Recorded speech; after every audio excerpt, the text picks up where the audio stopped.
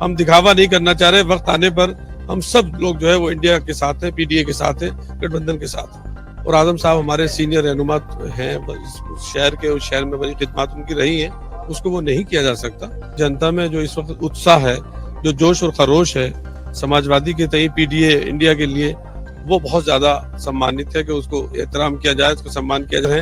वो सभी मिलकर के या बगैर मिले सब, और सारी जनता जो है समाजवादी की, वो मुझे सपोर्ट कर, समाजवादी ही नहीं बल्कि सब मुस्लिम, हिंदू, मुस्लिम, सिख, ईसाई सब सपोर्ट कर रहे हैं। उत्तर प्रदेश में और पूरे देश में सत्ता का संग्राम जारी है। तमाम लोकसभा सीटों पर हम एक एक करके जा रहे हैं, बात कर रहे हैं। और इस वक्त मैं रामपुर में मौजूद हूं। सत्ता का संग्राम कवर करते हुए उत्तर प्रदेश के अलग अलग लोकसभा क्षेत्रों में हम गए हैं। रामपुर एक ऐसी लोकसभा सीट है जिसका अपना राजनीतिक इतिहास है और कई सारे समीकरणों, कई सारी बातों से रामपुर बेहद खास हो जाती है। मौलाना मुहिबुल्लाह नदवी जी मेरे साथ मौजूद हैं। साहब, सबसे पहला सवाल जो किसी भी प्रत्याशी से अमूमन पूछा जाना चाहिए जब जनता के बीच आप जा रहे हैं, किन मुद्दों को, किन बातों को लेकर क्या एजेंडा है और जनता आपको वोट क्यों दे, क्यों चुने?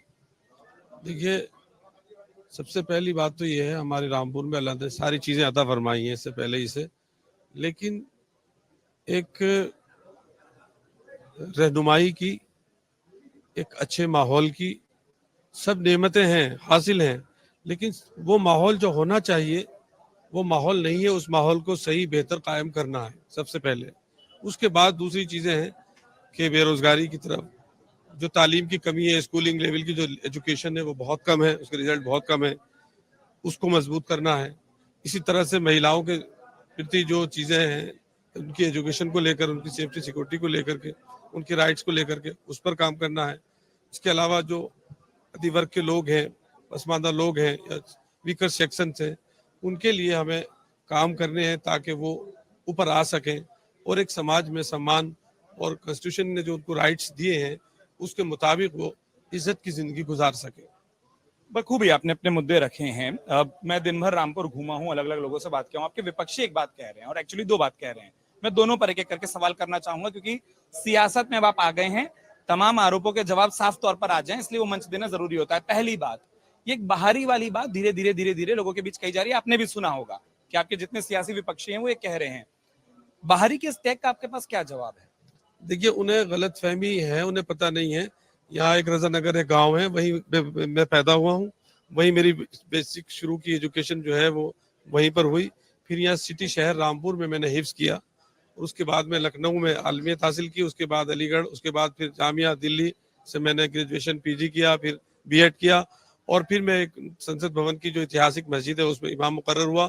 तो ऐसे अगर कोई आदमी पढ़ लिखने के लिए बाहर जाए और कहीं कुछ रह जाए वो, और उसने कहीं वहां पर घर भी ना लिया हो, तो क्या उसे हम बाहरी कहेंगे?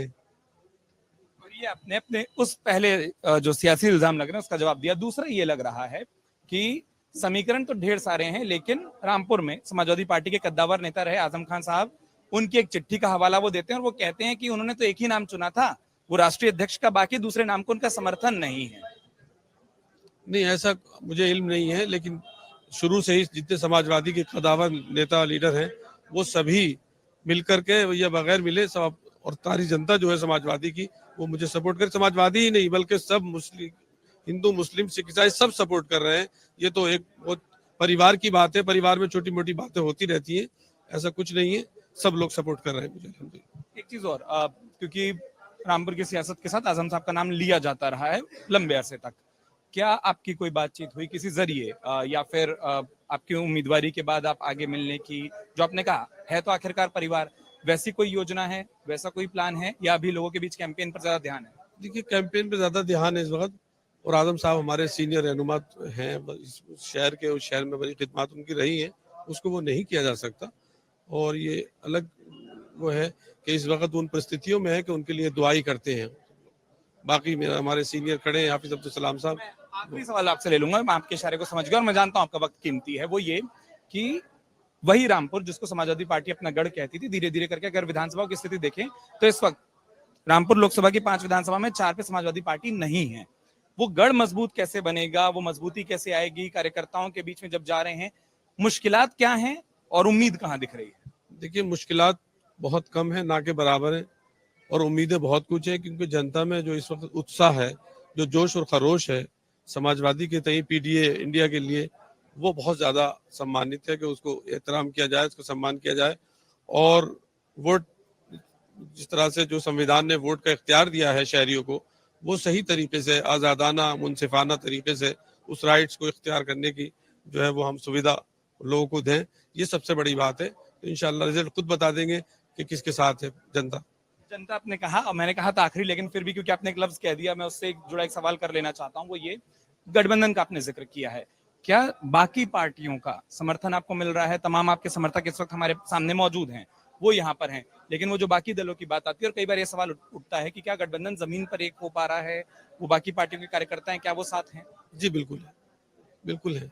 जो उनके वर्कर्स हैं, जो उनके मुअज़्ज़िज़ीन हैं, सभी कह रहे हैं कि वक्त आने पर आप, हम दिखावा नहीं करना चाह रहे, वक्त आने पर हम सब लोग जो है वो इंडिया के साथ हैं, पीडीए के साथ हैं, गठबंधन के साथ हैं। बहुत बहुत शुक्रिया साहब, इस समय और खास तौर पर जब रोजे चल रहे हों, कैंपेन चल रहा हो, इन सबके बीच में हमारे साथ बातचीत करने के लिए मुहिबुल्लाह जी, और लगातार जो अपने लोगों के बीच में, कोई ने मौलाना साहब कहकर पुकारता है, कोई नदवी साहब कहकर पुकारता है, नाम किसी भी तरीके से लिए जाएं, एक पहचान जो रामपुर की रही, अपने मुद्दे जहां से उन्होंने बात की शुरुआत की, और उसके बाद तमाम वो आरोप जो सियासी तौर पर लग रहे हैं उनका जवाब देते हुए बहुत बहुत शुक्रिया कि आपने अपना वक्त निकाला, आपने हमसे बात की। और ये तमाम बातचीत आप रामपुर से देख रहे थे मेरे सहयोगी कैमरा पर्सन शामवीर के साथ। मैं उत्कर्ष चतुर्वेदी, अमर उजाला के लिए, रामपुर से। अगर आप ये वीडियो YouTube पर देख रहे हैं तो हमारे चैनल को सब्सक्राइब करें और बेल आइकन को दबाना ना भूलें। अगर आप Facebook पर ये वीडियो देख रहे हैं तो हमारे पेज को लाइक करें।